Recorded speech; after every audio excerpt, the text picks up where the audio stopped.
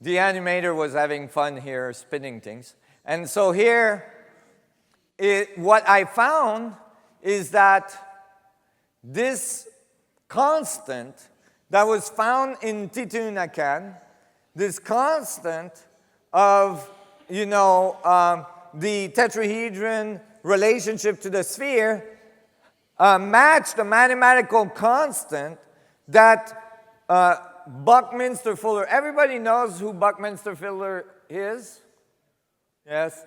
And so Buckminster Fuller, which I believe was a very great genius, came up with this understanding that tetrahedron was fundamental as well, but he said it's a stack of tetrahedron he called the Isotropic Vector Matrix. And he thought it was the mathematical blueprint of creation. So here I'm showing you the Isotropic Vector Matrix. So it's 10 tetrahedron on the bottom layer.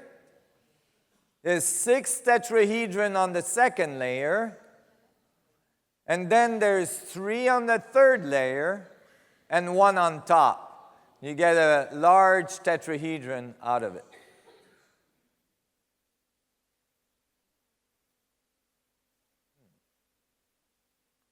And so I was interested with this because I thought, not only Buckminster Fuller thought it was the fundamental mathematical blueprint of creation, so he somehow kind of figured out that the vacuum geometry might have been tetrahedral in nature. And I think that if he would have spent a little more time with Einstein, he had a meeting with Einstein, but it was only a few hours. I think the two together would have solved unification at the time. But when I looked at it, I said, well, there's the first thing I wanted to do is take off the tetrahedron to see what was in between. And so I removed the tetrahedrons, and now you're seeing the space in between the tetrahedrons, and what's in between the tetrahedrons are octahedrons. You see? And the octahedron just happens to be a pyramid. And that's the thought I had started with, is like, why did all these people build pyramids all around the world? So I was thinking, now it's like, maybe this is a clue. Maybe they were building pyramids to have a resonating structure interacting with the structure of the vacuum, with the structure of space-time. And, it was really interesting because when I had that first thought, actually, I was in Isla Mujeres in Mexico, the island of the women. I thought it was a nice name, so I went there. I was single at the time. This is when I was still a ski instructor. And, I had this, I had this schedule where I was teaching skiing in Canada, and then I was teaching skiing in Australia in the summer in Canada and the winter there, and then I was coming back to Canada to teach the winter there, and so I was permanently frozen. And at one point I was like, I need to unfreeze, right? And so I went to Isla Mujeres for a summer to learn to teach scuba diving. And so I was teaching scuba diving, and one day off, I thought, let's go and see the pyramids at Chichen Itza. And so I went to Chichen Itza, and when I arrived there, I was mind blown. I mean, so beautiful, so amazingly perfect. In the middle of the jungle, in the middle of nowhere, And I was sitting on top of the pyramid, and a tour guide came with a bunch of people, and he was telling them how the quarry is like very far away, and they brought the rocks over, and then they, with copper tool and with like vine ropes and rocks. And I was listening to all of that, and it reminded me when I was a kid and I was learning about the pyramids.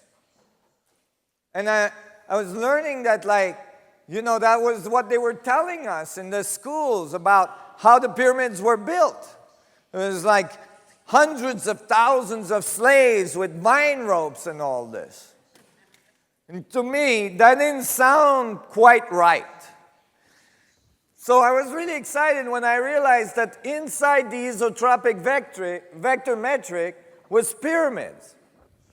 And so I realized as well that there was something strange. When I looked at all the octahedrons in the middle, let's take a look. It's gonna get there. Let's see. Let's make it go a little faster. There you go. In the middle of the octahedron, there was another set of tetrahedrons. Where'd they go? Here they are. And, these were tetrahedrons that didn't belong to the octahedron. They didn't belong to the other tetrahedrons. And they were reverse, pointing down. And they were rotated from the main tetrahedrons. And so there was asymmetry. And I didn't expect asymmetry because the name of the geometry is isotropic vector metric. So isotropic, you expect, isotropic means the same everywhere. So you expect it would have no asymmetry. So I knew this was not complete. It could not be complete because if it was the structure of the vacuum, it would be perfect symmetry. So I was looking for perfect equilibrium, perfect symmetry. So I knew I had to do something about it. So I reconstructed the isotropic vector metric in my mind. I was doing this in my mind, so it was, a little strenuous. But so one thing I noticed is the universe is polarized.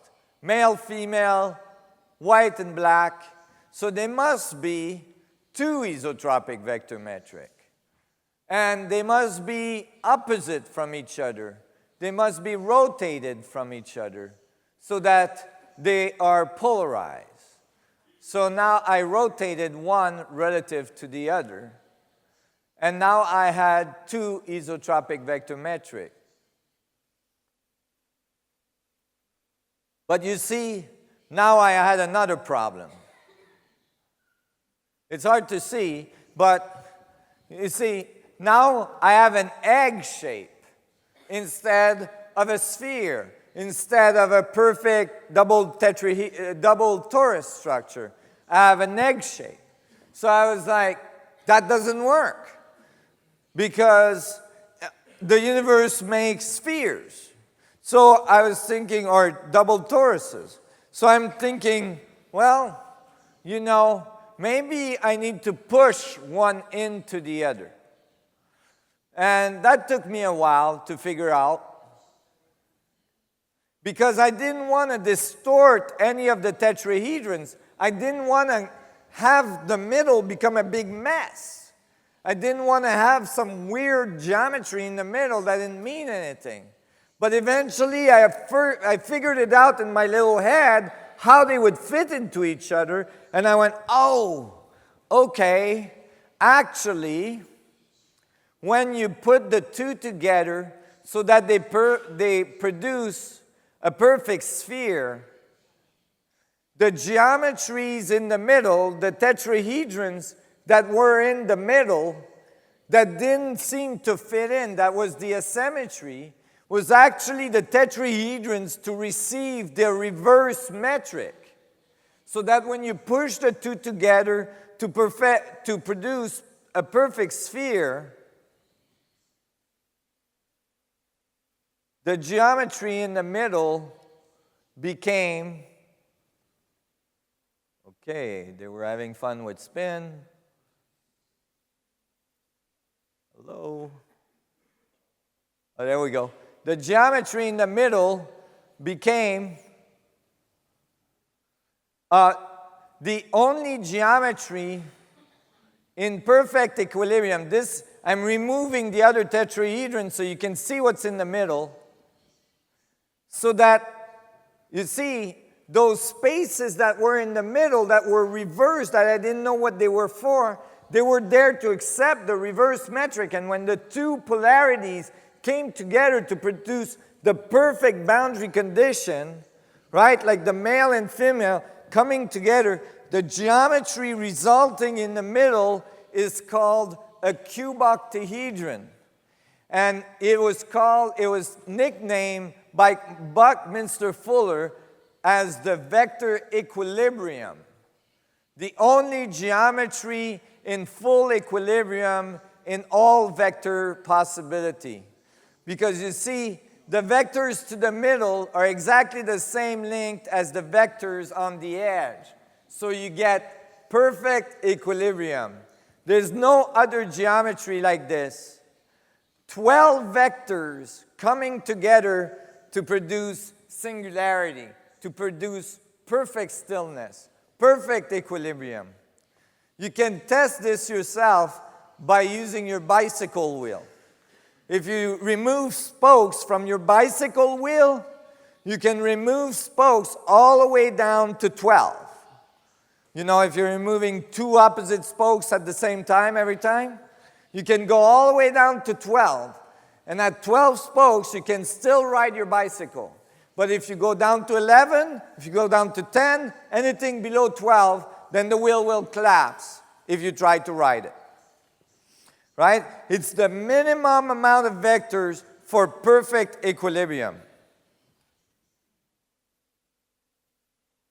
And that number 12 is everywhere in many ancient texts. It's actually 12 around 1. 1 being the singularity in the middle, which is 13. Which is a vector that's curled onto itself to infinity. So I was really excited. It was like the polarities coming together to create singularity, to create the new life, to create the new point. You know, it's like the male and female coming together, creating the child, right?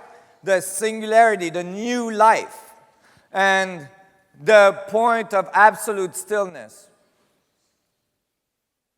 Although children are not quite still. But that's after they come out. I just had a new one 5 months ago, so I know. So this was all good and dandy, but there was another problem. When I found this, I was very excited. I thought, oh my God, this could be the geometry of the vacuum. This could be the geometry I need to build this technology to reproduce the right dynamics to produce a singularity in space-time. And so, but I had new problems. I had holes up here. You see, some of the faces of the octahedron were covered, completely covered, but some of the faces were uncovered. So I had a new problem. I had a problem of asymmetry once again. And so I knew I wasn't done. I had two isotropic vector matrix, which is 40 tetrahedrons. And I had to add tetrahedrons to continue to finish the metric. So I had to cover all these faces. And when I covered all the faces, I had added another 24 tetrahedrons to the 40. So 24 plus 40 is 64 tetrahedrons. And when the 64 tetrahedrons came together, all of a sudden I had realized what I had done. I had built a next level vector equilibrium, a next level octahedron on the outside. So the metric was growing in octaves of octahedrons. So it could grow to infinitely big or to infinitely small to create equilibrium at all levels of interaction. You could build the metrical space a little bit different as well. You could think of it as 8-star tetrahedrons. You see? 8-star tetrahedrons made out of 8 tetrahedrons each that are coming together. And you know, 8-star tetrahedrons, the tetrahedrons are pointing out. It's like the radiative side coming together to produce the collapsing vectors of the vector equilibrium. So the 8 tetrahedrons of the vector equilibriums pointing in. So I had both sides of the equation in the structure of the metric. It all kind of came together in this beautiful way.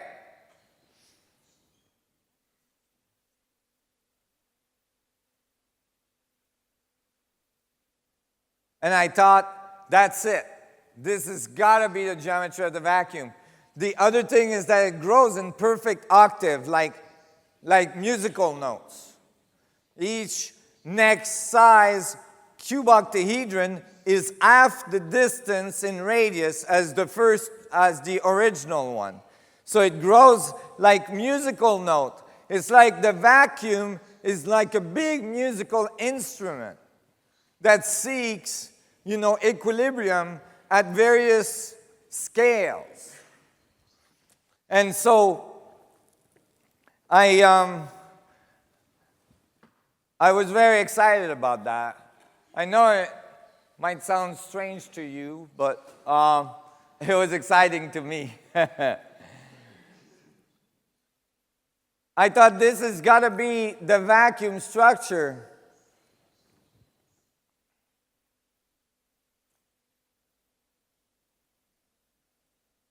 Oh, okay, here we go. It must be growing in perfect octave like this to fill the space of all the structure of the universe.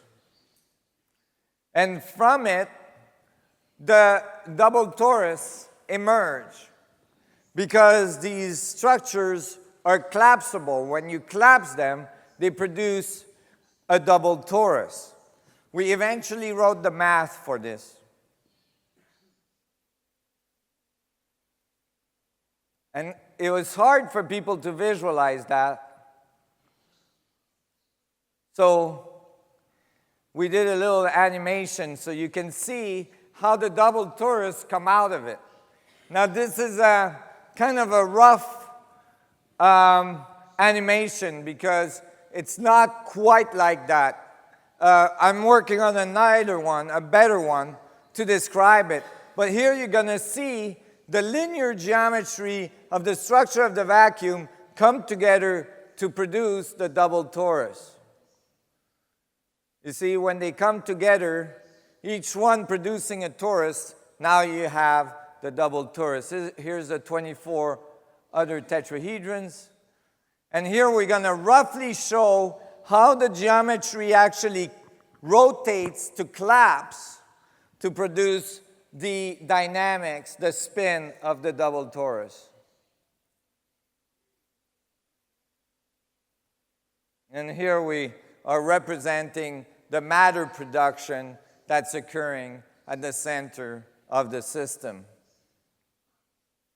You see, in this understanding where the vacuum is the source of creation, matter creation didn't just happen in one big bang, you know, so long ago, but it actually is occurring all the time. Matter is being produced all the time in our universe.